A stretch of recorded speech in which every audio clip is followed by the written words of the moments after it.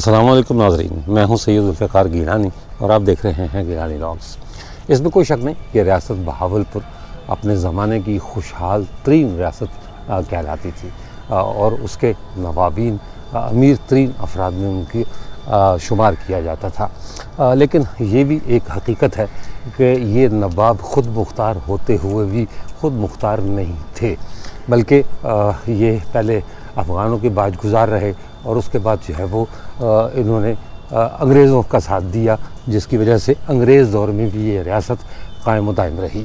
कहा जाता है कि एक बार एक नवाब ने अफ़गानिस्तान के बादशाहों को खराज नहीं दिया तो वो इनके एक साहबजादे को अपने साथ उठाकर अगवा कर ले गए और उन्होंने उसे 10 साल अपने पास रखा और जब तक बाज अदा नहीं किया बहावलपुर के नवाबीन ने, उन्होंने उसका बेटा वापस नहीं किया।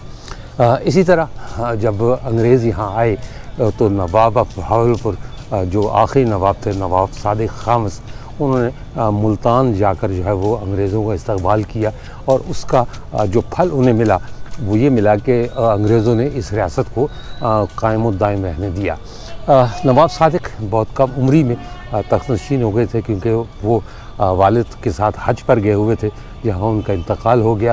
वो मुश्किल मेरा ख़्याल 3 या 4 साल की उम्र थी, लिहाजा अंग्रेज़ों ने ही उन्हें पाला पोसा और अंग्रेज़ों ने ही उन्हें सारे आदाब शाही सिखाए। नवाब सादिक खामिस की एक ख़ास बात ये थी कि उन्होंने रियासत से बहुत से फरसूदा क़वानीन का ख़ात्मा किया और इसे खुशहाली और तरक्की की राह पर गामज़न किया। सिर्फ यही नहीं, उन्होंने जो है वो एक सतलुज वैली प्रोजेक्ट शुरू किया जिसके तहत नए शहर बसाए गए, नई बस्तियाँ आबाद की गई, नए नहरी निज़ाम की बुनियाद रखी गई। ये जो आज आपको बहावलपुर रियासत की जो साबिक़ बहावलपुर रियासत है उसकी हदूद में जो बैराज नज़र आते हैं, जो हेडवर्क्स नज़र आते हैं, जो नहरें नज़र आती हैं, ये तमाम की तमाम नवाबी ने बहावलपुर की ही जो है वो उसका मेहनत का नतीजा है या सोच का नतीजा है। इसी तरह उन्होंने नए शहर भी आबाद किए। मैं जिस मकाम पर खड़ा हूँ ये मकाम एक ज़माने में बस्ती सादिक वरिंद कहलवाया करता था, लेकिन आज ये सादिकाबाद का शहर है। ये पाकिस्तान की यानी पंजाब की ये आखिरी तहसील है और अपना इसके बाद फिर सिंध शुरू हो जाता है। सादिकाबाद को आमतौर पर मंडी के हवाले से जाना जाता है, क्योंकि जब सादिकाबाद का वजूद नहीं था तो यहाँ से अहमदपुर लम्मा नेशनल हाईवे पार करें तो दूसरे से अहमदपुर लम्मा है। जैसे रावलपिंडी इस्लामाबाद को कहा जाता है कि ये जुड़वां शहर हैं, अगर जो है वो सादिकाबाद और अहमदपुर लम्मा को कहा जाए कि ये जुड़वां शहर है तो इसमें कोई गलत बात नहीं होगी। नवाब साहब ने इसका इफ्तिताह किया इस शहर का और फिर इस शहर को अपने ही नाम से यानी सादिकाबाद के नाम से मौसूम कर दिया गया। रफ्ता रफ्ता ये शहर जो है वो तरक्की करता गया। कहते हैं इसे मनसूबा बंदी के तहत आबाद किया गया था, इसकी सड़कों का नक्शा बनाया गया और उसी तरह जैसे अंग्रेज़ जो है वो मनसूबा बंदी किया करते थे या फैसलाबाद की मनसूबा बंदी जो है वो अंग्रेज़ों ने ख़ुद की, उसी तरह सादिकाबाद शहर की मनसूबा बंदी भी की गई। अहमदपुर लम्मा 1935 तक तहसील था और सादिकाबाद एक छोटा सी बस्ती, जैसे मैंने बताया, बस्ती सादिक वरिंद। लेकिन फिर अहमदपुर लम्मा का ज़वाल शुरू हुआ और सादिकाबाद का अरूज शुरू हुआ। यहाँ जो है वो आज भी लोग दूर दूर से ख़रीदारी के लिए आते हैं। बहुत बड़े बड़े बाज़ार हैं, बहुत सी ऐसी अशिया जो कहीं और दस्तयाब नहीं होती वो आती हैं। यहाँ से 10-12 किलोमीटर के फासले पर पंजाब ख़त्म हो जाता है, क्योंकि ये पंजाब की आखिरी तहसील है। कोट सब्ज़ल के मकाम पर सिंध शुरू होता है, पंजाब की हदूद ख़त्म होती हैं और सिंध की हदूद शुरू होती हैं। और एक और बड़ी मज़े की बात आपको बताऊँ, शायद मेरे नाज़रीन को इसका, बहुत से नाज़रीन को इसका इल्म नहीं होगा कि ये लाहौर और कराची के ऐन वस्त में वाक़ है। यानी अगर आप यहाँ से फासला नापे तो 665 किलोमीटर यहाँ से कराची है और तकरीबन 665 किलोमीटर ही लाहौर है।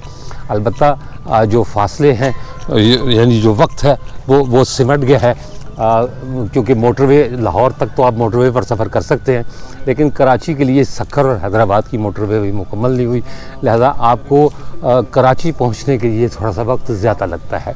मुझे एक दिलचस्प बात यहाँ और नज़र आई कि दूसरे शहरों में तो अनाज मंडियाँ होती हैं, गल्ला मंडियाँ होती हैं, मवेशी मंडियाँ होती हैं, लेकिन सादिकाबाद शहर में मोटरसाइकिल मंडी भी है एक।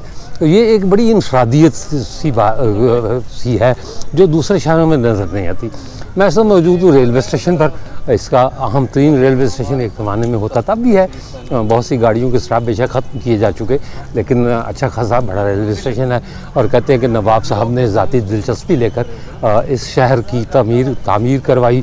اس اسٹیشن کو جو ہے وہ نواب صاحب کی ذاتی سوچ کا نتیجہ کہا جا سکتا ہے۔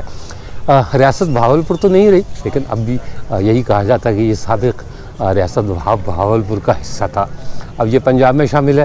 اس سے ارد گرد بہت سے تاریخی مقامات ہیں۔ وہاں احمد پور لمہ وہ خود ایک جو ہے وہ تاریخی جگہ ہے، یعنی 1935 تک وہ اس علاقے کا سب سے بڑا شہر بھی تھا اور تحصیل بھی تھی۔ اسی طرح سروائی کا قلعہ ہے، بھٹا وہن ہے جہاں جس کے بارے میں کہا جاتا ہے کہ مشہور رومانوی کردار سسی وہ وہاں پیدا ہوئی اور وہیں سے اسے صندوق میں بند کر کے دریائے ہاکڑا میں بہایا گیا۔ ایک جو ہاگڑا سویلائزیشن جس کے بارے میں کہا جاتا ہے کہ اس نے عروج پایا، صادق آباد اس کا ایک زمانہ میں مرکز ہوا کرتا تھا۔ ہاگڑا سویلائزیشن تو ختم ہو گئی کیونکہ دریا خشک ہو گیا اور اس کی وجہ سے وہ بستیاں اجڑ گئیں، تباہ ہو گئیں، برباد ہو گئیں، اور پھر کچھ زلزلوں نے انہیں تہوبالہ کر دیا۔ اس لیے اکثر بستیوں کے بارے میں یہ کہا جاتا ہے کہ وہ الٹ پلٹ دی گئیں۔ تو وہ ایسا نہیں ہے کہ کسی جو ہے ولی کی بد دعا سے وہ الٹی گئیں یا کسی نے جو ہے وہ کوئی بیلچا پھاپڑا لے کر انہوں نے الٹا، بلکہ امتداد زمانہ کے ہاتھوں جب وہ بستیاں ویران ہو گئی تو پھر ان پر مٹی کی تہ جمتی رہی۔ اب بھی یہاں بہت سے ٹیلے ایسے ہیں جن کی اگر کھدائی کی جائے تو وہاں سے آثار قدیمہ جو ہے وہ آپ کو ملیں گے، اور یہ تہذیب جو ہے یہ موہنجو داڑو سے بھی پہلے کی تہذیب ہے۔ تو صادق آباد کو یہ اعزاز حاصل ہے کہ صادق آباد ان سب چیزوں کا مرکز ہے۔ چھوٹا سا شہر ہے، اچھا خوبصورت اور صاف ستھرا شہر۔ جو اعزازات صادق آباد کو حاصل ہیں وہ پاکستان کے کسی اور شہر کو نہیں ہے۔ مثلا ٹرانسپورٹ کی ہی بات کر لیں تو ٹھیک ہے، ریلوے نے بہت سارے اپنے اسٹاپیج ختم کر دیے، لیکن یہ ٹرانسپورٹ کا ہب کہلاتا ہے۔ آپ نے پاکستان کے کسی بھی علاقے میں اگر جانا ہو تو صادق آباد سے آپ کو وہاں جانے کے لیے ہر قسم کی گاڑی، یعنی کوچ، بس، یعنی سستی سواری بھی دستیاب ہے اور مہنگی سے مہنگی سواری بھی دستیاب ہے۔ اسی لیے جو ہے وہ صادق آباد کو ٹرانسپورٹ کا ہب کہا جاتا ہے۔ لوگ محبت کرنے والے ہیں، سرائیکی بولی جاتی ہے، زبان یہاں کی بنیادی طور پر سرائیکی ہے، اور چونکہ سندھ کے قریب پڑتا ہے لہذا یہ لہندی زبان والا شہر ہے، یعنی ایسی زبان جس میں الفاظ جو ہے وہ سندھی کے بھی شامل ہیں، پنجابی کے بھی شامل ہیں، سرائیکی کی بھی شامل ہیں، اور اس طرح وہ لہندی زبان بنتی ہے جس کا لہجہ بھی بہت منفرد ہے، الفاظ بھی بہت اچھے کانوں کو بھلے لگتے ہیں، اور پتہ چلتا ہے کہ آپ صادق آباد میں ہیں۔ بہت ہی ایک الگ سا کلچر ہے اس شہر کا جو اس شہر کی پہچان ہے۔ آبادی کے لحاظ سے صادق آباد پاکستان کا 32واں بڑا شہر ہے۔ محکمہ آثار قدیمہ اس امر کی تصدیق کرتا ہے کہ بہت عرصہ پہلے موجودہ صادق آباد کی جگہ ایک چھوٹی سی بستی آباد تھی جس کا نام صادق ورند تھا۔ اس کا ثبوت یہ پیش کیا جاتا ہے کہ اب بھی یہاں ورند قوم نہ صرف آباد ہے بلکہ ریلوے لائن کے دونوں جانب ورند قوم کی کئی ایک بستیاں آج بھی موجود ہیں۔ یہ بستی ریلوے لائن کے آنے تک موجود رہی اور بعد میں اسی بستی کی نسبت سے ریلوے حکام نے اس کا نام صادق آباد رکھ دیا۔ کچھ روایات کے مطابق صادق آباد منڈی کا نام بہاولپور کے آخری نواب صادق محمد خان عباسی خامس کے نام پر رکھا گیا۔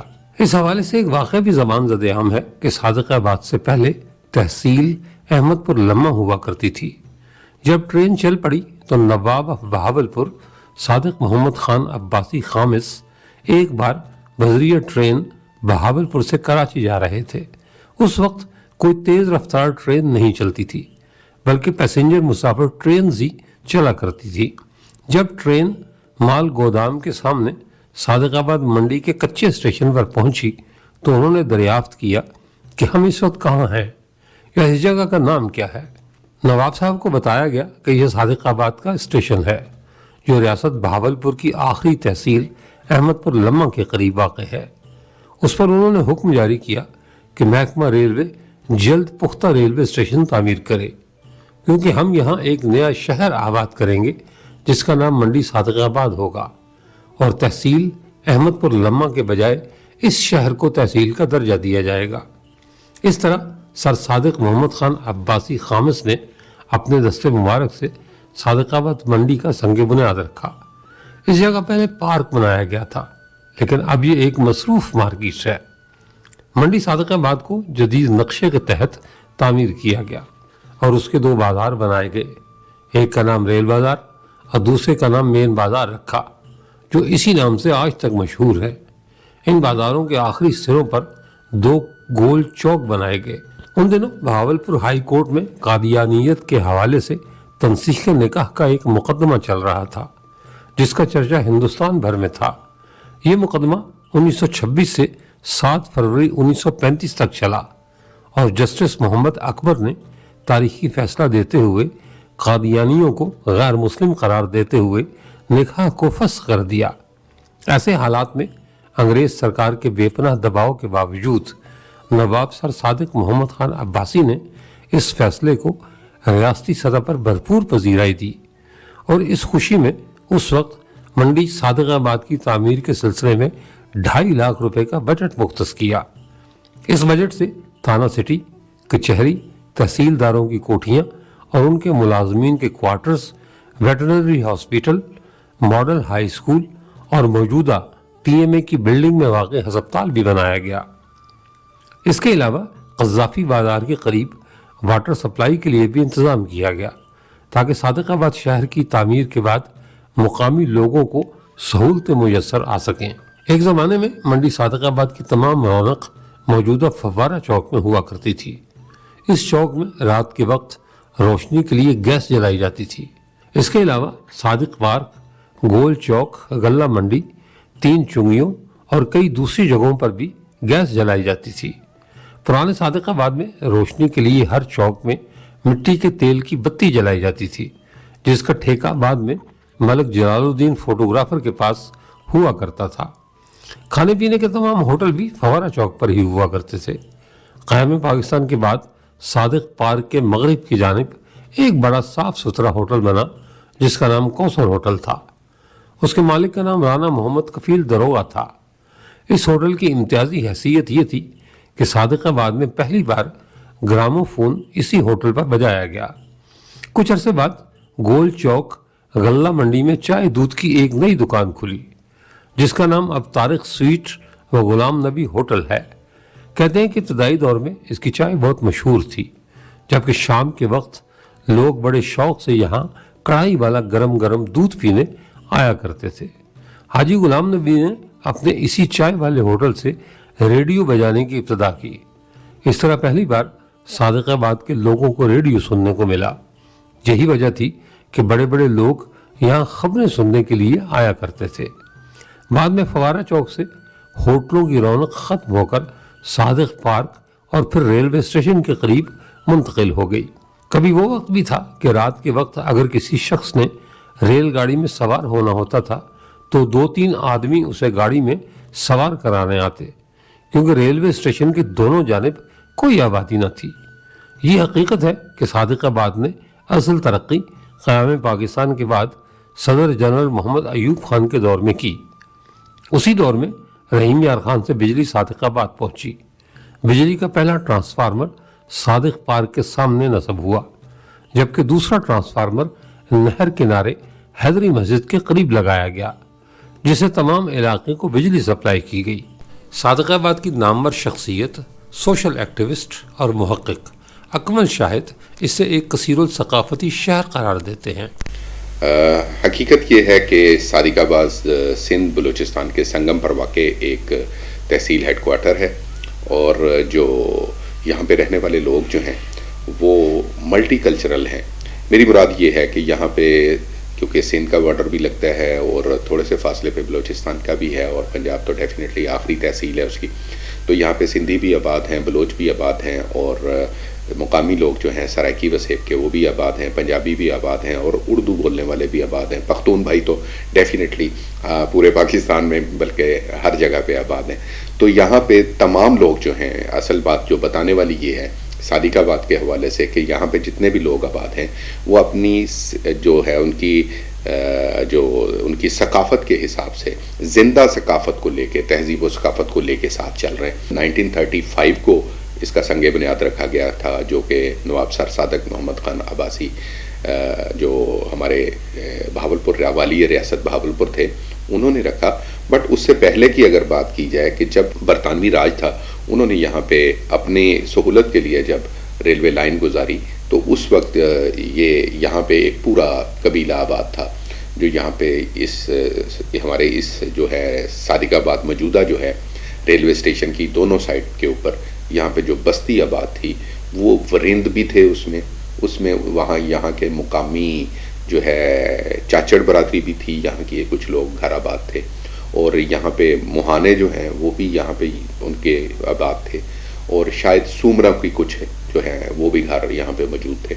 تو زیادہ ڈومینیٹ جو اس وقت کر رہے تھے وہ ورند برادری کے لوگ تھے، اور یہ اسٹیشن بننے سے پہلے کیونکہ ایک چھوٹی سی بستی تھی اور اس بستی کا جو نام تھا وہ صادق ورند کے نام سے تھا، تو اس وقت تک یہ کیونکہ کوئی اور رستہ نہیں تھا، یہ نوابی روڈ جسے کچا شاہی روڈ کہتے ہیں، نواب صاحبان بہاولپور سے اس روڈ کے ذریعے یہ احمد پور لمحہ جو تحصیل تھی وہاں جاتے تھے۔ جب ریلوے اسٹیشن لائن گزارنے کا پروسیس شروع ہوا، ان بستی والوں نے ریلوے کے ٹریک کو گزرنے کے اوپر اعتراض کیا، تو اس وقت نواب صاحبان کی طرف سے اور اس وقت کے حاکم تھے، گوروں کی حکومت جسے کہا جاتا ہے، اسٹیشن جو تھا ریلوے گزرنے والی تھی، اس اسٹیشن کا نام کیونکہ یہ اتنا معروف جگہ نہیں تھی، اتنی بہت بڑی بات نہیں تھی، تو اس اسٹیشن کا نام صادق ورند کے نام سے صادق آباد رکھا گیا۔ جب 18 نومبر 1935 کو یہاں پہ فاؤنڈیشن سٹون رکھا گیا، وہ شہر کے بالکل درمیان، مگر اس وقت اور بھی شہر آباد کیے جا رہے تھے، اس کی فائل بعد میں جمع کروائی گئی، نواب صاحب سے ریکویسٹ کی گئی۔ اس سے پہلے ہارون آباد اور چشتیاں 2 شہر آباد کرنے کے حوالے سے پلان تھا، مگر یہاں کی ایک فیملی جو ہے میر فیملی جو ہے ان کے آج اس کو پروٹوکول منسٹر کہتے ہیں، اس وقت وزیر جی حضوری تھے، ان کے ریفرنس سے یہاں کی میر فیملی نے یہ ایک موومنٹ شروع کی، درخواست ایسے کہہ لیں کہ درخواست دی کہ یہاں پہ بھی شہر آباد ہونا چاہیے۔ تو نواب صاحب کی نظروں سے بھی یہ گزرتے تھے کہ جب وہ ٹرین کے اوپر سفر کرتے تھے تو ایک چھوٹا سا شہر تھا، تو اس کو انہوں نے ریکمنڈیشن دے دی کہ جیسے وہ باقی تحصیلیں جو ہیں بنے گی تو یہ بھی تحصیل بنائی جائے، تو لہٰذا یہ اس کا ہسٹری ہے، بیک گراؤنڈ ہے۔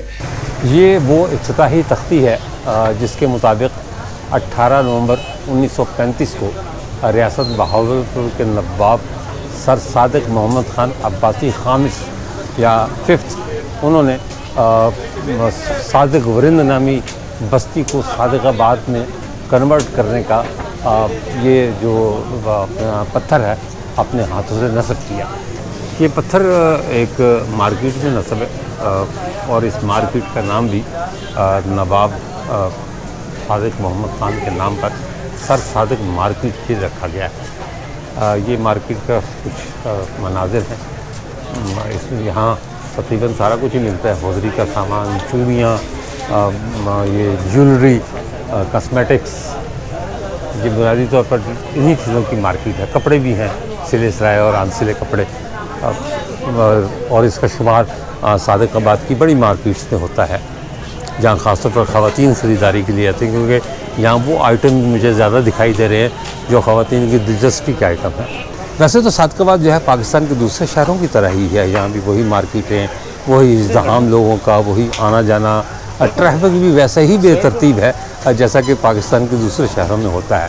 یعنی ایسا نہیں ہے کہ آپ اگر صادق آباد آئیں تو آپ یہ سمجھیں کہ آپ کسی اور دنیا میں آگے ہیں، لیکن صادق آباد صرف اس لحاظ سے دوسرے شہروں سے مختلف ہے کہ ہر سال 18 نومبر کو اس کی باقاعدہ سالگرہ منائی جاتی ہے اور چراغاں ہوتا ہے، اس تختی کو سجایا جاتا ہے اور لوگ اس بات کی خوشی مناتے ہیں کہ اس دن ایک نیا شہر مارد وجود میں آیا تھا، کیونکہ بستی صادق ورند پہلے سے موجود تھی، لیکن اسے شہر کا روپ دینے کا آغاز اس تختی سے ہوا۔